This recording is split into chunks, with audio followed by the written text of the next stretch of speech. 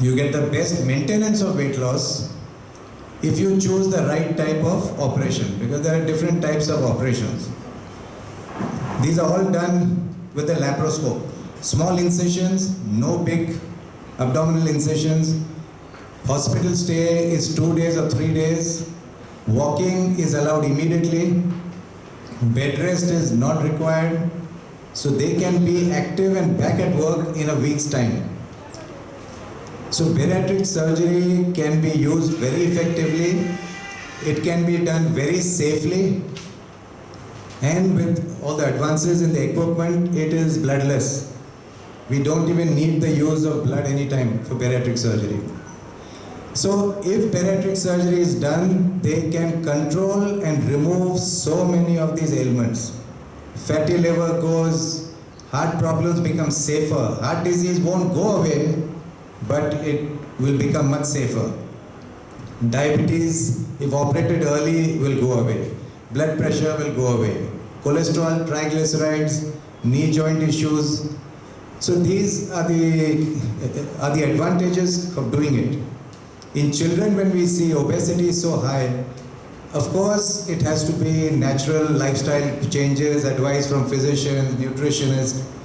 Sometimes we encounter with children also having a BMI, that means excess weight of 50 kilos and more. So even at young ages, we can operate them safely. So in short, bariatric surgery can be a very safe option. And the example I give our patients is, if your car is damaged, you take it to the mechanic immediately, same day or next day. Your body is getting hurt and damaged inside for years and years. But people don't realize that. So this awareness can be created and helped a lot by all of you in society. Because even now, not only in India, but all over the world, hardly 1% or 2% of the people who should have bariatric surgery come for bariatric surgery. 95%, 98% still wait and they damage themselves more and more. So the message is, can be done safely, very effective, and with all the advances, it is a very, very good option to control all this. Thank you. Sir, I'll ask you one question. Sure. After bariatric surgery is done, what are the precautions a person should take to prevent recurrence again? Yeah, so we tell the patient, bariatric surgery is not a miracle pill, not one solution which is not your responsibility. We can do a procedure to give you good weight loss, to bring you back to near normal or normal weight. Then it is the individual responsibility. Just like it is your responsibility, my responsibility, our responsibility, we have to take care of our own health. So patient has to help the operation. They have to be sensible, not get into cheating after the procedure. Reduce their stress with whatever meditation, pranayam, some daily exercise, and enjoy everything in life but in limits. So if they do that, if they help the operation, they'll have excellent results all their life. Thank you, sir. Sure. Yes. There are still many complications involved in bariatric surgery, like there are banks villages. So there have been cases where the banks is filing, and besides which post-operative and at a later stage also there are complications leading to death. How would you overcome? Yeah. So I know it's damned if you do and damned if you don't. So I understand that it's very important. I'll just answer quickly since you asked. So it's like this. Lady Diana died in a Mercedes car. So now we don't say all Mercedes cars are bad. The driver, the time, the situation. Malaysian Airlines flight vanished one day, something happened. We are all flying when we have to. So there is a safe way of doing everything. Most importantly, if you follow the steps, you take detailed history, do investigations, the cardiologist will check, give fitness, anesthetist will check and give fitness, physician will check and give fitness. Then you do a procedure and choose the right procedure for an individual. It has to be individualized. Then you don't find complications, and complications are avoided when your nutritionist is later, along with the psychologist, in contact with the patient, guiding them. Then you do not find such complications. Now, one is on the operative side, that is our training. Our training, good equipment, good anesthesia, and you will not find a complication. So the international complication rate of bariatric surgery is, now they are saying, is near like a gallbladder laparoscopy surgery, which everybody does it laparoscopically. So, yeah నేను కార్డియాలజిస్ట్గా హార్ట్కి over వెయిట్కి మధ్యలో ఉన్న relation గురించి చెప్తాను. Wait increase అవ్వడం వల్ల ఏమవుతుందంటే heart మీద లోడ్ ఎక్కువవుతుంది. ఇదే హార్ట్ 40-50 కిలోలు వెయిట్ ఉన్నవాడికి అంటే 100-120 వెయిట్ ఉన్నవాడికి సప్లై చేయడానికి కష్టపడుతుంది. సో హార్ట్ మీద లోడ్ ఎక్కువ అవడం వల్ల over course of time heart failure రావడానికి ఛాన్స్ ఉంది. అలాగే వెయిట్ ఎక్కువ ఉంటే ఇందాక doctor Shastri and doctor Dilip కూడా చెప్పినట్టుగా షుగర్ ఇంక్రీజ్ అవ్వడానికి హై రిస్క్ ఉంటుంది, బ్లడ్ ప్రెషర్ ఇంక్రీజ్ అవ్వడానికి కూడా రిస్క్ ఉంటుంది. వీటి వల్ల ఇండైరెక్ట్గా హార్ట్ అటాక్ పెరగడానికి కూడా ఛాన్స్ ఉంటుంది. సో ఇలాగ అనేక రకాలుగా వెయిట్ ఇంక్రీజ్ ఉంటే, ఒబెసిటీ ఉంటే కార్డియోవాస్కులర్ సిస్టమ్ మీద చాలా లోడ్ పడుతుంది. సో అనేకమైన అనర్థాలు జరుగుతాయి. So I last doctor Dilip, are there any further points you would like to add in relation to obesity and health? So మనకి ఇంటెన్సిటీ ఆఫ్ ద ప్రాబ్లమ్ అర్థమైంది ఇప్పుడు. సో ఏం చేయగలం మనం, what can we do? Most importantly life style చేంజెస్తో మనం start చేయాలి, diet and exercise. So calorie restriction అనేది ఇంపార్టెంట్. అంటే ఒక 1200-1400 క్యాలరీస్ కంటే ఎక్కువ పర్ డే తీసుకోకుండా ఉండటం, తీసుకునే డైట్లో ఫ్యాట్ తగ్గించి, కార్బ్స్ తగ్గించి, ప్రోటీన్ పెంచడం. దెన్ ఆ ప్రోటీన్ కూడా దేని నుంచి వస్తుంది అంటే వెజిటబుల్స్ ద్వారా, ప్లాంట్ ప్రోటీన్ అయితే ఇంకా బెటర్. సో ఇట్లా డైట్ చేంజెస్, అఫ్కోర్స్ మన dietitian will talk about it later. Exercise గురించి కూడా నిర్దిష్టమైన గైడ్లైన్స్ ఉన్నాయి. 45 minutes per day vigorous exercise చేస్తే అది కూడా 6 to 7 days a week, అంటే వారంలో ఆల్మోస్ట్ ఆల్ డేస్ మనం ఎక్సర్సైజ్ చేయడం ఇంపార్టెంట్. సో ఎక్సర్సైజ్, డైట్ని మనం కపుల్ చేస్తూ కొన్ని ట్రీట్మెంట్స్ FDA అప్రూవ్డ్ అంటే వరల్డ్ వైడ్ అప్రూవ్డ్ ట్రీట్మెంట్స్ కొన్ని ఉన్నాయి.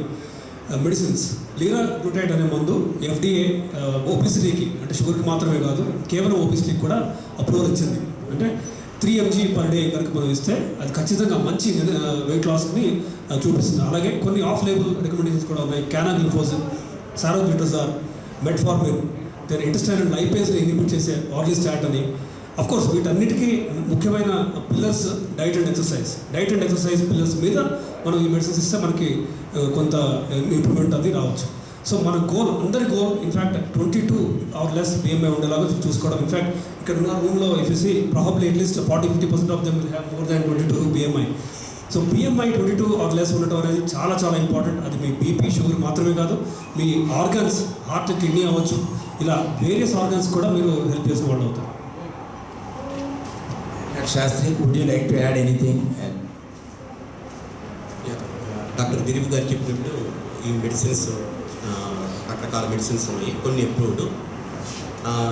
సింపుల్ థింగ్ ఏంటంటే మనకి రోజుకు ఒక ఇడ్లీ, ఒక అరకప్ రైస్ తగ్గించండి.